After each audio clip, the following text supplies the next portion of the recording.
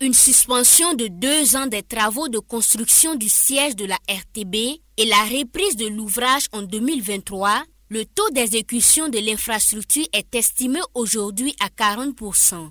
En visite terrain de ce chantier d'envergure en août dernier, le ministre de la Communication revient sur ses pas. Il est accompagné par ses homologues de l'économie et des finances pour s'imprégner de l'état d'avancement du chantier qui porte les espoirs du futur de la radiodiffusion-télévision du Burkina. Le site est desservi principalement par la nationale numéro 1. Et il était donc normal que nous saisissions cette opportunité pour y mettre notre entrée principale, donc une entrée d'Union sur rue. Mais compte tenu de la grande fréquentation sur la nationale, on a trouvé judicieux de créer une voie, une contre-voie pour permettre les accès faciles. Côté bureau, une réflexion a été faite autour des espaces de travail et nous avons opté d'avoir des bureaux un concept un peu mixte. Les équipes sont disposées en plateau paysager.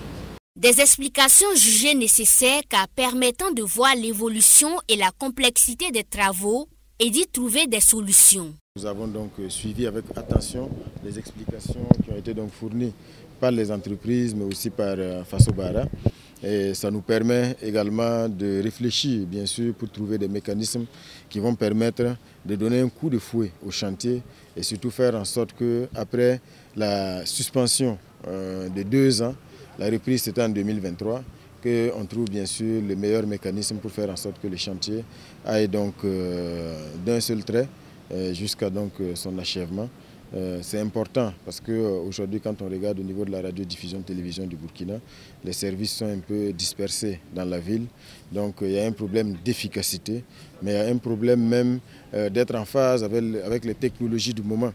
Alors qu'ici, quand on regarde la taille des studios et surtout tout ce qui est prévu comme investissement, ça nous laisse entrevoir véritablement une radio-télévision du Burkina qui sera en phase avec les dernières évolutions, mais aussi en phase avec les défis et les missions qui sont confiées donc à cette structure. Les travaux de redémarrage du chantier vont s'étendre sur 36 mois et l'agence Fasobara, chargée de la supervision et de la coordination, relève des difficultés techniques, mais le problème majeur reste financier. Quand les gens entendent parler du chantier, ils pensent que c'est un chantier où il y a des problèmes techniques. Mais quand vous avez visité, vous avez vu que le travail est bien fait. On arrive toujours à bien coordonner et à se comprendre avec les entreprises qui évoluent sur le chantier. Le gros problème en réalité, c'est plus un problème sur le plan financier. Mais vous savez que c'est le contexte aussi. L'État fait en tout cas sont possibles pour mettre vraiment les fonds à notre disposition.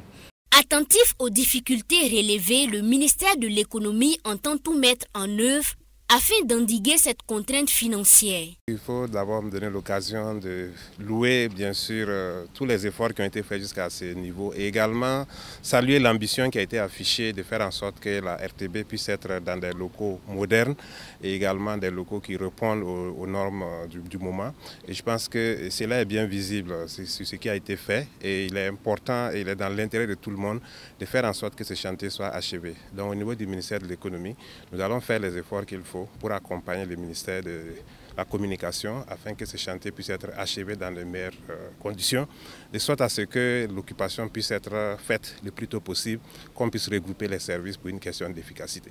D'un coût total de 19 milliards de francs CFA, l'édifice est bâti sur une superficie d'environ 1 hectare. À l'époque, la vision était de construire une cité de la communication réunissant tous les services en lien avec le ministère de la Communication et mutualiser certains services comme les loisirs, les sports et la restauration. L'occasion a été saisie par les entreprises en charge de la construction pour faire des doléances afin de prendre en compte cette idée initiale.